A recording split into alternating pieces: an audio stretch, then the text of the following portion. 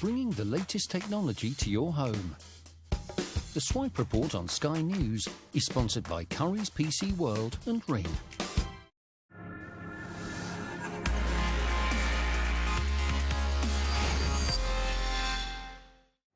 Welcome to Swipe.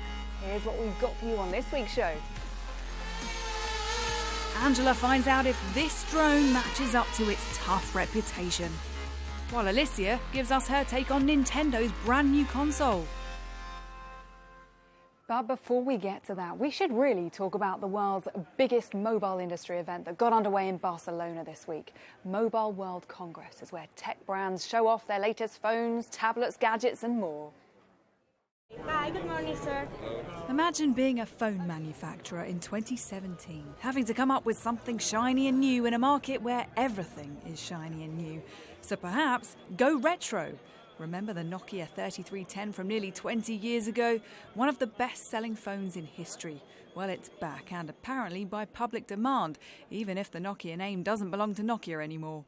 Really is from the heart. We've had so many consumers asking for bringing back some of the Nokia icons. Then we thought to ourselves, well, let's have some fun with this. Let's actually do it. Talking of blasts from the past, BlackBerry's brought back the keyboard. The makers claim the Key One is the most secure Android device on the market. Other brands showing off their new handsets included Huawei, LG and Motorola, as well as Sony, with the world's first smartphone equipped with a 4K high dynamic range screen, something you get in premium TVs. Samsung, though, presented tablets and not its new phone. The big disappointment of Mobile World Congress this year happened before we even arrived in Barcelona, and that was the news that Samsung wouldn't be releasing the Galaxy S8 at the show. Now, this is the most anticipated phone from Samsung at the moment, and it's got to recover from the incident last year where it had to recall a whole bunch of phones due to a battery problem. The reason thousands of visitors come here every year is to get a glimpse of the future. Could iris scanners soon become the norm on handsets? And what about 5G? We're going to see this enormous race, almost a bit of a kind of global arms race to get 5G out there first. The Chinese want to be first, the Japanese want to be first, the Koreans want to be first, people in Europe want to be first, and in North America, a massive push. It's going to be a bit of a while before you see 5G on a smartphone, but by 2019, 2020, there will definitely be devices out there. Some in the industry believe 5G wireless connectivity will be as revolutionary as electricity, becoming the driving force behind all kinds of items, from cars to virtual reality robots. This guy mimics moves made by the person controlling it. The makers say one day he could replace firemen or surgeons. And I guess it wouldn't be a decent tech event without a funny-looking robot to gawp at now, would it? Stay with us. Still to come, we've got the drone going to places that humans can't. It's coming right up after a roundup of what else has been going on in the world of tech this week. The American rocket company SpaceX says it's planning on taking 2 tourists for a trip around the moon next year. The week-long mission will be the first privately funded spaceflight and will rely on a rocket that's not yet been tested. And the father of a toddler who lost his arm just after birth has created a type of prosthetic technology inspired by the way spiders move their legs to help his son and other young amputees. It's 3D printed and uses sacs of fluid in the socket to operate a grabbing mechanism. Ben Ryan says he quit his job as a teacher to work on the project, and he's trying to raise money for it by crowdfunding. Snap, the company that owns Snapchat, was given the highest valuation for a US tech firm since Facebook in 2012 when it floated on the stock market this week. At £19.5 billion on its debut, it's made Snapchat's 26-year-old boss, Evan Spiegel, a multi-billionaire. Nissan has been quietly testing its new driverless cars on public roads in London this week. The company says it's the first time autonomous cars have been let loose on public roads anywhere in Europe, and it says it did get permission from the authorities. Time now to head into the ice in France and Switzerland, where Angela has been looking at a drone with search and rescue potential.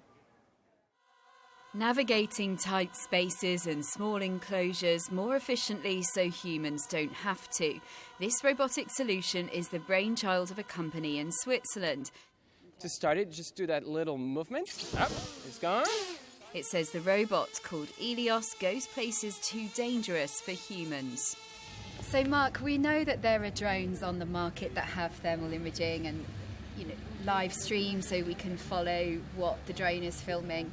What makes this one so unique? Ilios is unique in the market because of a very simple thing.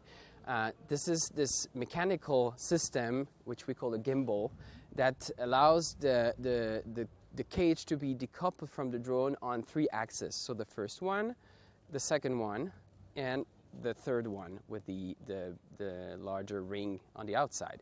And if you think of the drone flying, the cage is completely decoupled, so it can rotate freely around the drone. And technically what it brings to the drone is the ability to have a collision with an obstacle. So we decided to put it to the test a little. Collision tolerant it appears to be, but I wasn't quite ready to experience it firsthand. There's a drone attack, sorry. This reconstruction footage shows it flying into a crevasse. Deep, dark and narrow and horribly dangerous. The Zermatt Glacier Mountain Rescue Team used it to locate someone under the ice with the help of an attached thermal imaging camera, feeding back its view to them. But just how useful would it be in a real-life situation?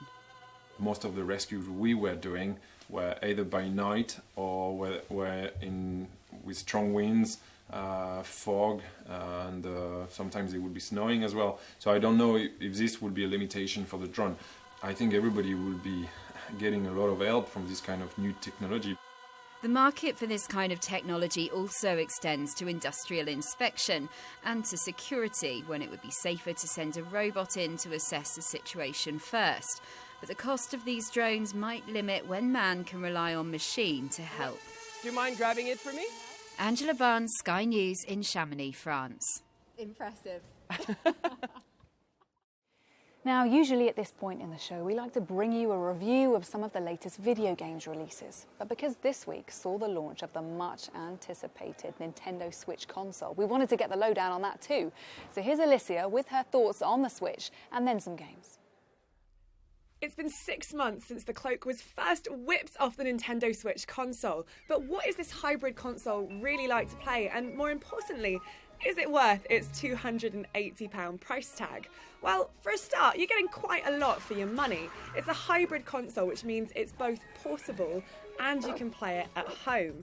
The actual Switch console is a tablet-like screen with 2 detachable controllers that kind of flick either side, and then if you want to play it kind of when you're sat in your sofa at home, you can slot it into this docking station which connects it up to your TV. Nintendo Switch! The most hotly anticipated title for the Nintendo Switch is definitely The Legend of Zelda Breath of the Wild. Story-wise, it starts with Link waking up from a deep sleep, and he finds himself in the fallen land of Hyrule. There he discovers his Sheikah Slate, which is sort of a glowing tablet that aids him as he travels through the world. Basically, it's like a super fancy iPad. I won't spoil the rest of the story, but essentially you'll find yourself travelling across this world, and what a beautiful world it is. So if you're riding a horse across a valley, you'll see that the grass is blowing in the wind, or the horse's tail, you can see every individual hair, even though it's this kind of cartoonish animation. It's an open world, so there is a main quest line, but you'll also be constantly distracted by the richness of the world around you. So if you're a fan of Zelda and you've got a Switch, definitely this is a must-have. But away from all the Nintendo Switch chatter, there is a new game that's ripping the cellophane off of its box. It's called Horizon Zero Dawn, and it's set in a post-apocalyptic setting, which basically means in this world, humanity has been wiped out. And thousands of years into the future, you're now living in this kind of prehistoric world that's filled with the remnants of this incredibly futuristic technology. And that's part of the reason why Horizon Zero Dawn is so compelling. There's a mystery at the centre of this world. What happened to humanity? What happened to civilization as we know it? So as you're going through this world, you'll see ruins of old tanks or really futuristic spacecraft, but they're all overgrown with ivy. The only thing that can be a little bit dodgy about Horizon Zero Dawn is the facial animations. For all the beauty of the game visually, sometimes they can be a little bit out of sync, but it's not enough to pull you out of the story, and the story itself is so intriguing you will absolutely forgive it for it. So that's it for this week, but don't forget you can watch any of our Swipe episodes on demand in all the usual places. I'll be back next week. See you then. Bye-bye.